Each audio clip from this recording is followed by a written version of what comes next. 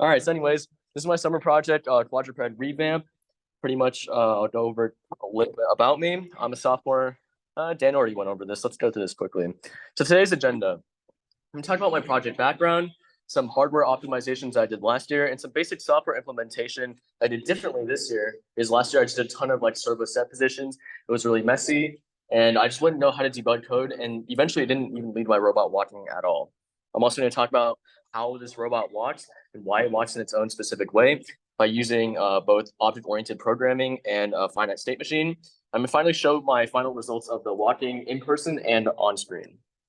So out of these two robots, which robot do you think is easier to program, or harder to program, I should say?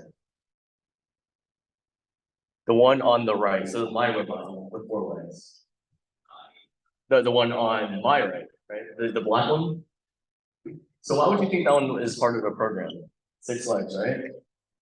Well, the reason why I would say that one's actually slightly easier to program is because you don't have to worry about something called center of gravity. So when you have like 4 legs, if you lift one leg up, you have to figure out where to orient the other 3 legs so that they form a triangle that holds the center of gravity inside, which I will visualize later. But it's only my opinion. I'm wrong most of the time. So my project background, why build a 4-legged robot? Well, I've already started last year, and for those of you who listened last year and know how I built this design, I might as well finish it because I didn't finish programming the robot and allowing it to walk, and it also broke down during the presentation anyways. And it's also really cool. If you take a look at the screen, there's a ton of different applications on where quadrupeds or quadrupedal robots can be applied, where wheeled robots cannot, such as traversing rough terrain, going on muddy surfaces. It's just not suitable for wheels, and this is why quadrupeds reign supreme. It's a huge delay. So first off, I'm going to talk about my hardware design. I'll just go out of the presentation so you can see all the designs easier. This is my first iteration. Effectively, I have 2 servo gearboxes that go in both the X and Y direction. This allows the leg to lift up and go horizontally with only using 2 servos. When you take a look at other quadrupedal robots, they typically have 3 or more servos for each leg, which allows it to have more mobility, but in my case, I don't need that much flexibility for each leg. But the issue with this one is that it doesn't help with center of gravity because the legs aren't spread out enough. As you can see, it's easier standing with 2 legs spread apart rather than 2 legs closer together. That's effectively what I'm trying to do here by spreading the legs out. So this is my final design in the slideshow. As you can see, it's angled outwards, which allows it to have a wider contact with the ground. And effectively, go back in the slideshow. This is the final design. If you're familiar with some hardware linkages, this is a 4-bar linkage. I repeat these for each of the legs. So I have 2 rotating linkage bars right here. There's an idler on top, and this 3D printed servo gearbox on the bottom drives it horizontally, and this servo gearbox drives it vertically. The reason why I have a 3-to-1 gear ratio is because this robot is quite heavy. So even though I have 4 legs, I still need to gear it up for enough torque to lift the robot up. And this is the BOM file for 1 leg. This robot is very simple in theory to build and design, but it's very, very expensive. So if you're willing to repeat what I did for my summer project as well, you can use 3D prints and use the same basic design. So that's one completed leg, and when you repeat this 4 times, you can build the entire quadrupedal robot. So some hardware optimizations I did this year from last year. So if you take a look at those gearboxes and all the gear meshes inside, it's a lot better than last year because it wouldn't skip. When I was demoing it last year, you'd hear a ton of clanking sounds and everything like that, and the legs wouldn't really run to the right position most of the time because of these gear skips. So yeah, you can also take a photo for reference in the future if you want to make your own robot. And this is what I was talking about earlier, center of gravity. So if you look at the image on the left, you can see that I have a lot of hardware components or software components in the center spread around. So the center of gravity isn't in the dead center. So when I lifted 1 leg up, it wouldn't actually come off the ground. So it would be impossible for it to walk. But if you take a look on the right, where I spread all the software components evenly apart, the center of gravity is very close to the dead center. So when I lift 1 leg up, it'll stay upright. And this is the basic software implementation. How can I make this a spider walk? So earlier I talked about a walking pattern. That's called a gait. And this is the gait that I referenced as the software inspiration for my robot. So pretty much the reason why it walks in this formation, rather than just lifting 1 leg forward and walking normally, is because it maintains a strong center of gravity. Sure, you can probably use faster servos or faster motors, so you can neglect the fact that you're not fully in the center of gravity. But I'm using very slow servos. So in this case, I have to use this creeping gate to walk forward without tilting.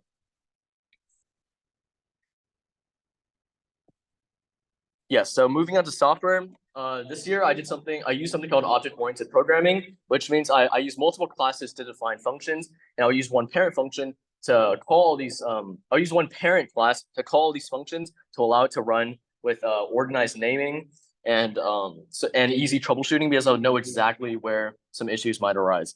So as you can see on the right side, there's a ton of named functions, and those are names that I set. So for example, when I would reference it reference it from other code, I could know exactly where some errors might arise.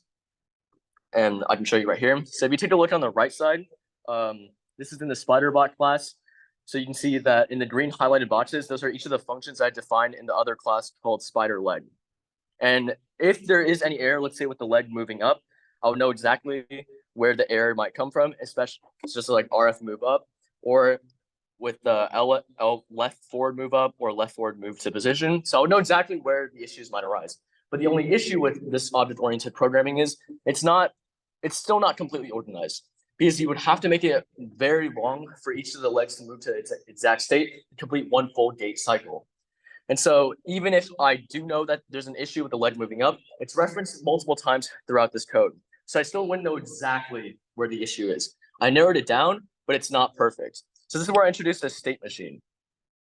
So what a state machine does is I can enumerate different states, such as lifting the leg up, moving the leg forward, bringing it back down, and moving it back. And each of these states can control each leg, so I'll know exactly where the error arises.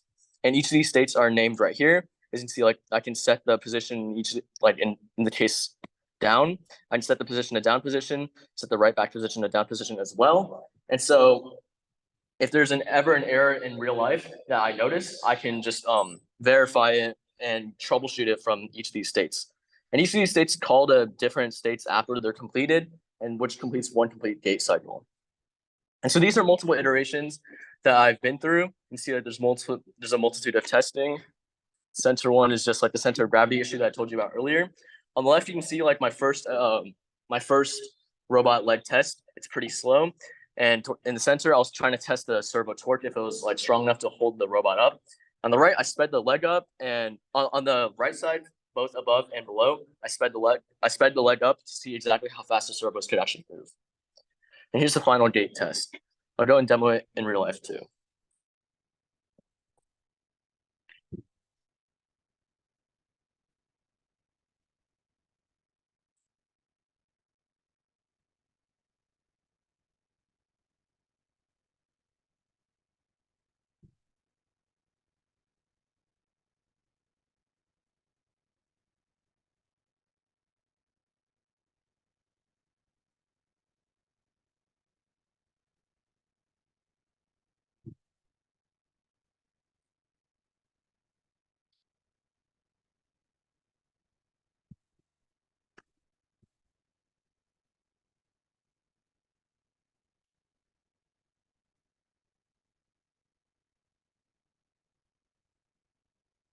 All right, so sorry to shatter your dreams. The driver station currently right now is not on the same version as the driver hub, but I will get it fixed, I promise, before you guys leave.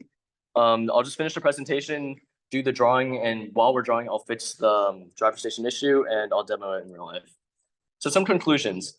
So pretty much throughout this entire project, there were a ton of like different areas where I wanted to pull my hair out because it was very difficult to move on, especially like with the servos.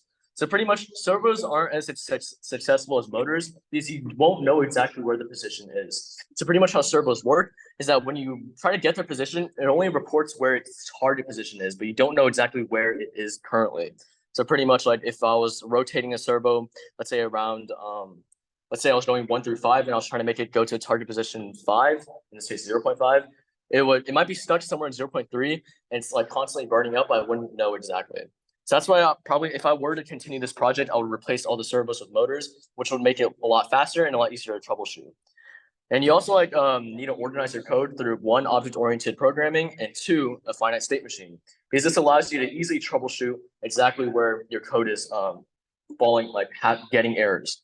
Because last year, like I explained earlier, I used a ton of arbitrary servo set positions, so I have no idea where the errors are. There were no hardware issues, which I was pretty impressed by. And finally, you want to make sure all of your software components are up to date and they actually work. I didn't make sure that was up to date, so I can't test it right now.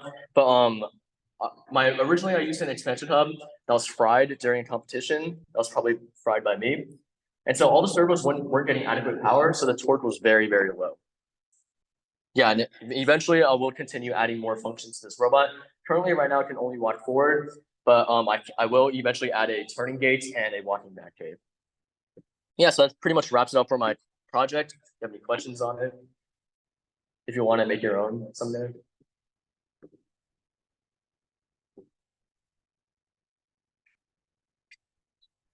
Oh, yes. Does it have a problem with traction? Yes. So pretty much on smooth surfaces, it would just slide forward very slowly. But on surfaces like these mats where there's high friction, it can move forward without too much issue. It reminds you of the bug that you washed down the drain this morning. Great question. It would remind me of that too. You. So why did you use motors in the first place? Is there something for rating by servo? Yeah, so originally I was trying to make this very small and compact, but I didn't realize they would get this big.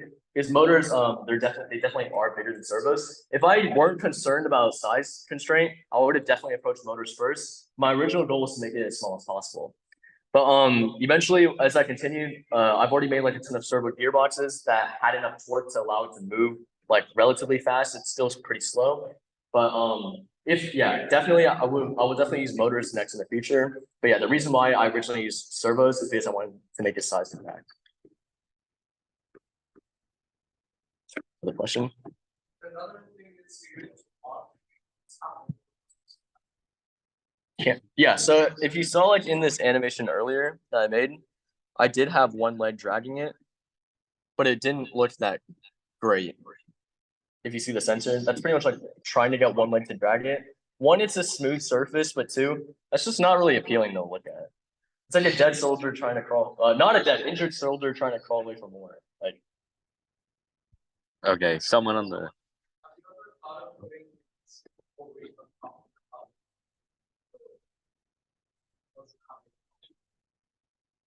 Yeah, I made another summer project with something on top of it, but I didn't have time to finish making it.